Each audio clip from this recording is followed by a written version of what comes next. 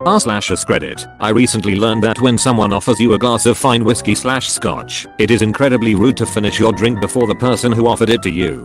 What other rules of etiquette do I not know about? If you're ever in Sweden, don't talk to anyone on the bus. It's worse than rape and fillishering combined. As a Swede, I can confirm this. I lost both my parents to bus talking. They were executed as soon as they were caught. The bus drivers carry some mean heat. When bowling, if two bowlers in adjacent lanes get up to bowl at the same time, one should wait for the other to go before taking their turn. Generally, you let the person to the right bowl first. Since most people don't follow this, I usually end up letting whoever's simultaneously walking up go first. Also, don't linger in your lane for very long either before or after throwing. When playing poker for money, it's very rude to reveal your cards slowly for effect, especially if you know you have the winning hand. It's called slow rolling, and I learned this the hard way by getting screamed at and kicked out of a home game. I have one I bet no one has put yet.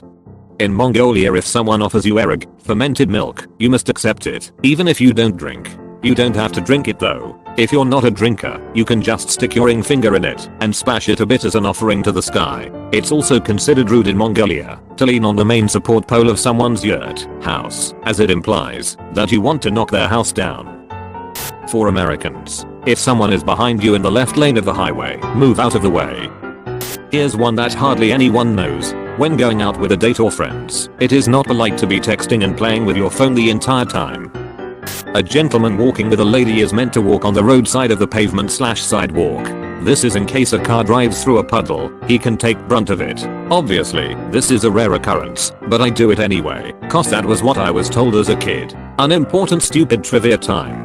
This etiquette rule was originally made because people would throw buckets full of trash/excrement out of the window. Think a window higher up than the first story. The lady would walk closest to the house so that it would hit the guy who was walking farther out.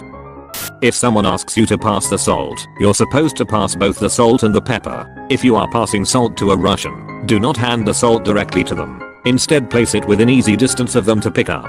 Apparently, handing salt to someone else means that you're going to have a fight with them soon. Someone told me that, while getting a cab, the man should always get in and slide across the seat first, in case there is any dirt or mess that could get on the lady. Yes, this goes against more conventional etiquette, where the lady is supposed to enter first, like holding a door open. That's why I found it interesting. My father told me old school etiquette says a man should never stick his hand out first to a woman for a handshake, for it is seen as forceful. A woman should initiate a handshake with a man. Similarly, when meeting someone higher up than you at work, you are supposed to allow the higher up to initiate the handshake. I once read somewhere this rule was part of what led to the disappearance of women initiating the handshake. As women were increasingly able to work jobs of their choice instead of just stereotyped ones, it shook up the dynamic. When a funeral procession is driving by, pull over if you are in a car. If you're on foot, stop and remove your hat. When dining with a nation family, always make a big fuss about paying the bill. It doesn't matter if you actually pay or not, you just have to make a big fuss about it and act like you genuinely feel bad for not paying. Never drink to yourself. If you're the guest of honor at a function, award ceremony, your own wedding, etc., or even if your friends are just raising their glasses to you, don't drink. Raise your glass with them, nod and say thanks, but set your glass back down before taking a drink. When you cheers someone, look at them in the eyes as the glasses clink. Also, when you cheers or toast, you always take a sip afterwards. The clinking of glasses combined with cheers, samt, etc. means you are wishing them health and happiness. If you do not drink, it means you don't wish them well at all. In a lot of places in Asia, you are not meant to finish off your plate fully, leave a small piece.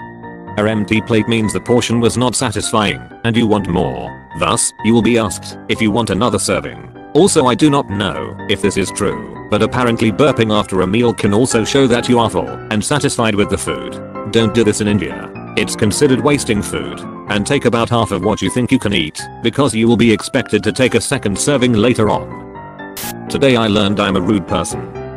Generally, rules of etiquette are intended to instruct individuals how to behave in specific social situations to avoid embarrassment. These rules only apply when both parties interacting are aware of them and possess a tacit agreement to abide by them. So for the people responding that these rules are stupid, don't worry. Truly gracious people with good upbringings in regards to etiquette know that ignorance is not a sign of rudeness, and those who regard rules of etiquette as ways to test for breeding or class merely prove they have neither.